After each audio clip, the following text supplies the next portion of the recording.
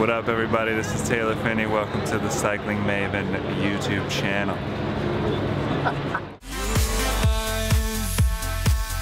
In the rising sun, the hidden passenger that I've been taking.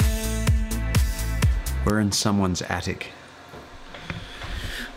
But this room is sick. I love it. We're at the top of this little beautiful little, I suppose it's an Airbnb or a bed and breakfast?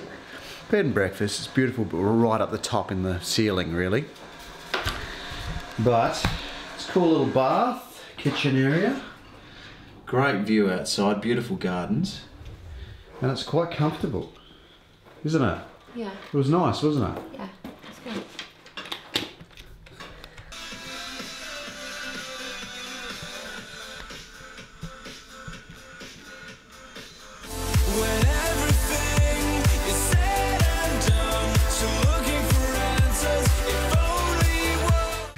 Alright, that was a beautiful little bed and breakfast. Just very quaint.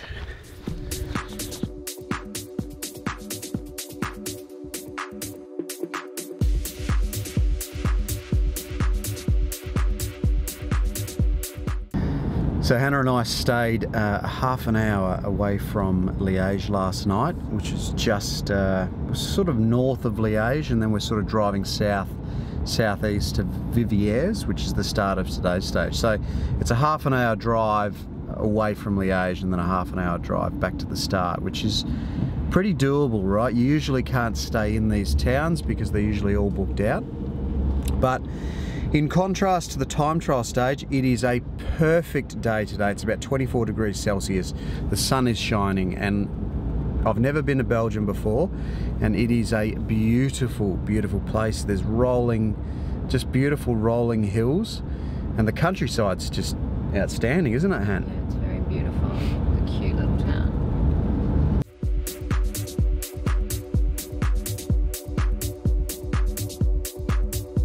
So coming into the town, we're on the main highway, but the directions that they've given us in the Tour de France book are wrong. So we've had to take a 12-kilometer detour. Yeah, so we had to take a pretty big detour, but this is part of the tour that you guys don't see.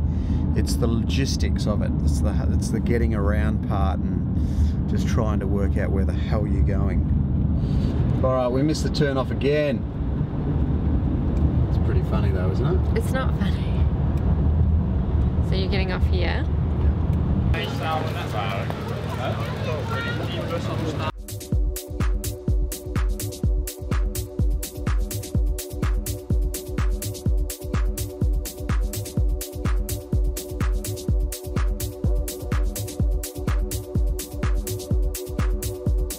So that truck over there is forced to stop suicide bombers in cars, basically. So the truck, you know, they use these sorts of vehicles in war-torn countries like Afghanistan and whatnot, because when the suicide bombers come in, they drive these things and sort of stop them in their tracks, and then they blow up. And obviously these things are robust enough to take the impact and the explosion. So pretty hectic knowing that, I mean, it's good to know that we're safe here because there's a lot of police and a lot of this sort of equipment around. These barriers are big, obviously sandbags, or they're full of some sort of dirt, but they're basically, again, to stop terrorists. They've set up barriers there and a barrier here and another barrier over there, so to slow down anyone who's trying to do bad things. So the security is next level, mate. There are army guys with like full machine guns. There's police everywhere, like every single direction you look.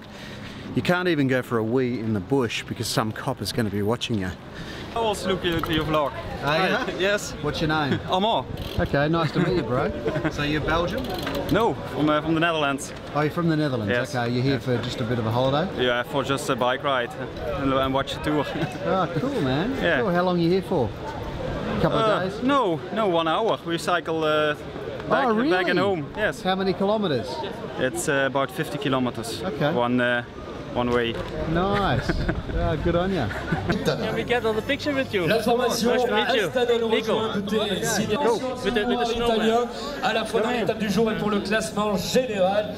How many tours is this for you? 21. 21. Let's get my big trophy this year, the trophy, the whatever. Awesome. Yeah, which will be nice, yeah. Oh, that's good. You going to go to the Vuelta? No, I've never done the Vuelta. Really? I did the Giro this year. Okay. If I offered to do the Vuelta, I think it'd be a divorce. Really? I think so.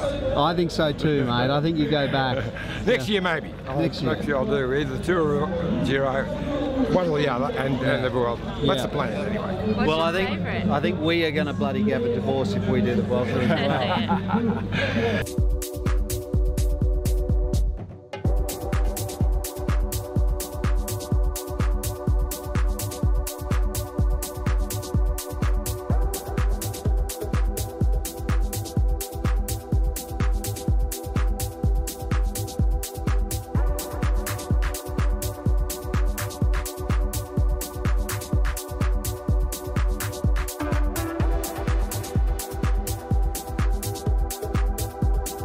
Alright legends, so that is the start of the Stage 3, the 2017 Tour de France Stage 3.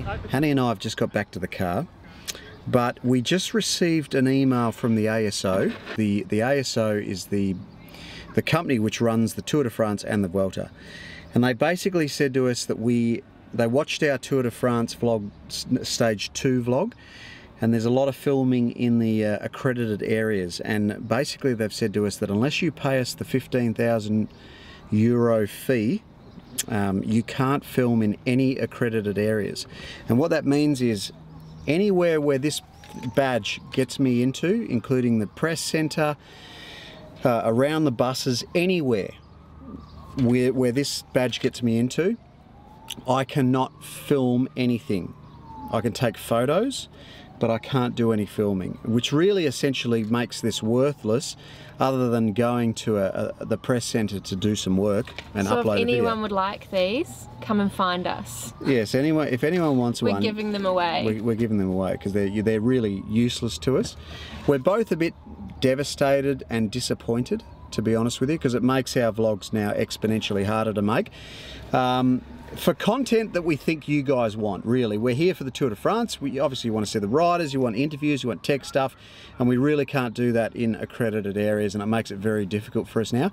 So apart from me having severe man flu, which is, as you know, a severe form of influenza, we are both feeling very deflated. We're not sure what we're going to do. So that fee though gets us both access to the Tour and the Vuelta. Yeah, the fee, the €15,000 fee gets us, we're allowed to film in the accredited areas at the Tour de France and the Vuelta, but obviously we can't take any of the Kickstarter money to pay for that fee, because the Kickstarter money is barely enough for us to cover our costs as it is, hotels, car hire, things like that. So, so that's not even an option. So yeah, we're in a rock and a hard place. So it's €15,000. It's €15,000. So people think $45,000. We made $45,000, 49, but Kickstarter took about $4 grand. So we made $45,000, and we've still got to pay tax on that yet. And that's Australian dollars, it's not even euro. So it works out to be about €26,000, €27,000, and we've still got to pay tax on that. So it's a very complicated situation. That money it isn't a lot of money in terms of what we're doing. We're covering a lot of expenses, and €15,000 is a massive fee to pay for video coverage. So put yourself in our situation. What would you do? What would you do? And let us know in the comments below. I'm here with John Pearce. How many years, mate? This guy, without a doubt, is the longest serving photographer on the Tour de France. That's true. Was Graham Watson anywhere near as... did he do as many years as you on tour? I don't think so. 16, 17 years I'd done before he came along. So. Okay. He started at '83, I think. I mean, give or take a few years, but I seem to remember him in '83 because he wasn't a cyclist to start with. I think he did some cycling, but he wasn't into racing, and I had a team and stuff. Yeah. So we wound up a lot of races doing the same thing, you know, so before long he had the same camera as me and they got quite annoying at times. But I mean, I remember when he came to the tour and he started working with Cycling Weekly, which is a British magazine. I don't know if it's famous worldwide, but it's certainly the biggest. It's the only weekly magazine, I think. And they also did the monthly Cycle Sport, and he did stuff for Winning magazine as well. So it was pretty crucial that Graham shot the finish of the stages of the Tour de France, other races too. But from my point of view, when I came here, British riders or English-speaking riders, if you like, because came Australians as well, you know. Don Allen was in the race when I first came. So, but they weren't winning stages. So I'd have to go to maybe the last kilometer in the mountains, the last big climb, something like this. So I could shoot all the guys in action, which would get me the stage winner usually, get me the yellow jersey and get me the British or English-speaking riders as well. So in those days there was one A-bib per country, which of course I had it because I'd been here since, well, 1967. So one day the press chief, which is Philip Soud's father, which is Claude, he said, "John, we need to have a meeting with you and Graham because we have a problem. He wants to do the finish line, but we only have one bib per country." So I don't mind if he goes to the finish and has my A bib, but then you have to give me 2 B bibs because I have more than one photographer. And I run an agency, so I actually need a bib for another guy as well. So that's kind of doing me a favor as well as doing Graham a favor. So that's really how he started. So, and then from then on, well, no, I mean, his work is good, so yeah. He didn't need me to give him any passport, but the point is that's how it evolved. And then of course, because he's on the front line, almost the front line, A bib, supposed to a B bib, and then behind the scenes. In my opinion, they were almost too good. What was your favorite? They were like, God, they were like clinical pictures. I like to see a bit more ambience, a bit more atmosphere about it. You know, even if it's a strong close-up of some rider, you know, like a bit of snot and stuff. But some of his shot, well, he's an amazing photographer. Can't dispute that at all. So. What's your favourite photo of yours after all these years? Do you have a favourite? I think I go to the favourite one. My favourite ones would probably be of Sean Kelly, because I know him forever, since he was 17 or something. And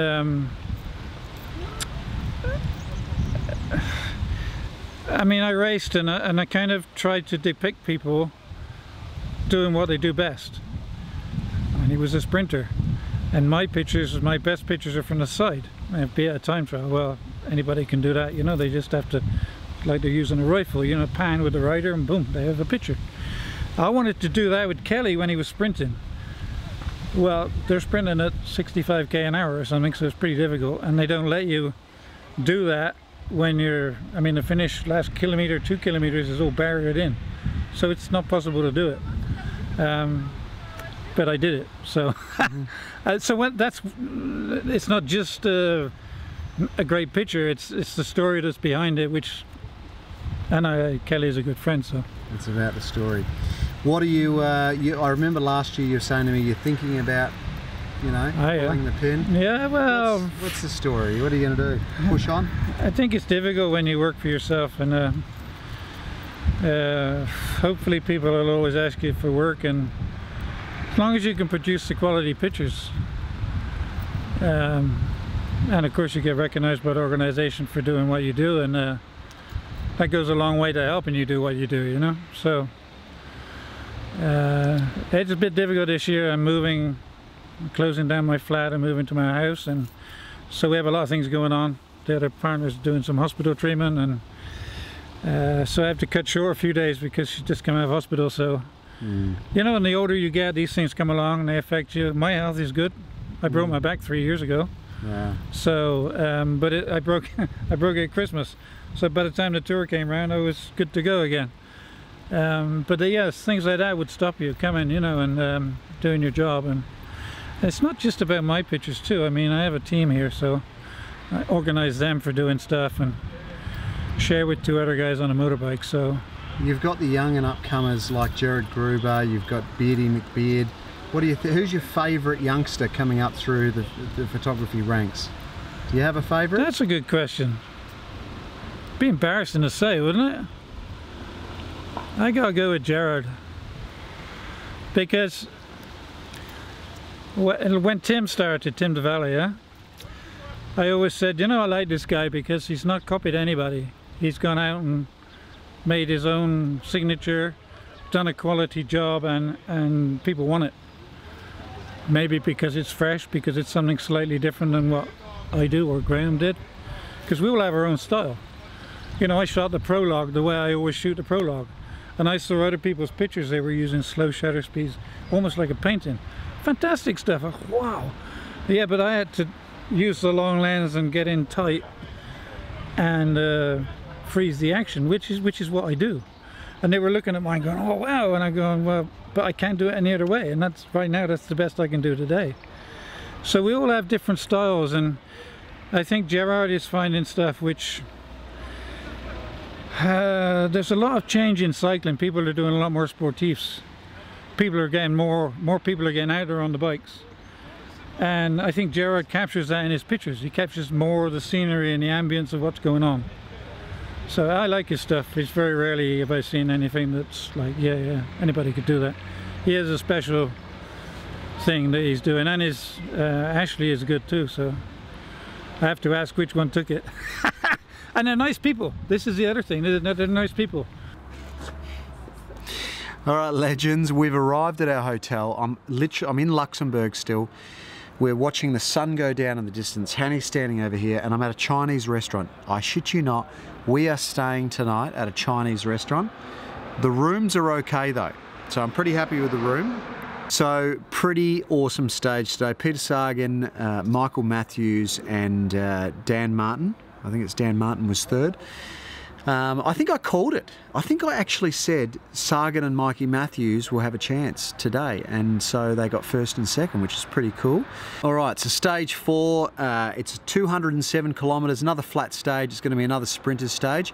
The thing is with tomorrow, it's going to be very similar, a tough final 50 Ks, or rolling I should say, and so that again will make it another opportunity for the guys who like a tough sprint, a tough finish, like Peter Sagan and Mikey Matthews. Now, it's a drag up, it's like a kilometre drag up to the finish, so it'll be another interesting day. I don't think the big sprinters will have stand a chance against Sagan. I think it could be another one for Sagan, but we'll see. Mikey Matthews could get up.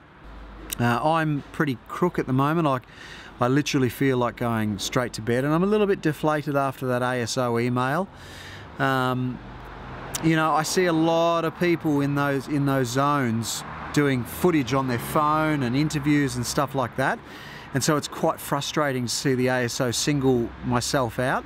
We really just simply can't afford that sort of money. 15,000 euros is the fee. Well, roughly, I mean, I think it's negotiable, but it's roughly around that figure, and so we really can't afford it. Alright, so at the end of the day, legends, we will do the best we can with the vlogs. They've put these restrictions on us, but we will keep going. We'll keep doing the best we can, and you know, we'll try not, I mean, we're going to try and not do the wrong thing and film any of the race or even anything in those restricted zones. That means interviews and all sorts of things. We'll try and do as much as we can outside of those zones.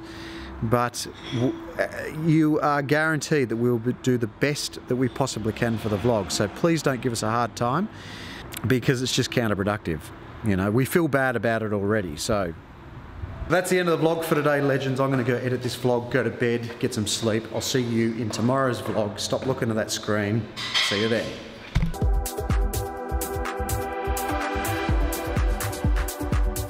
You know, Tim is a great guy. A lot of people have lost some work because he has the market share now, because he does retainers and it's easy to get stuff from the websites. But he's a nice guy. You know, he never rude to people, never in front of anybody else. He's polite, well-mannered, does a good job, works hard, and he's very energetic. You need that. You need that. So I don't know about other new guys. There's plenty of new ones here actually, but nobody that stands out.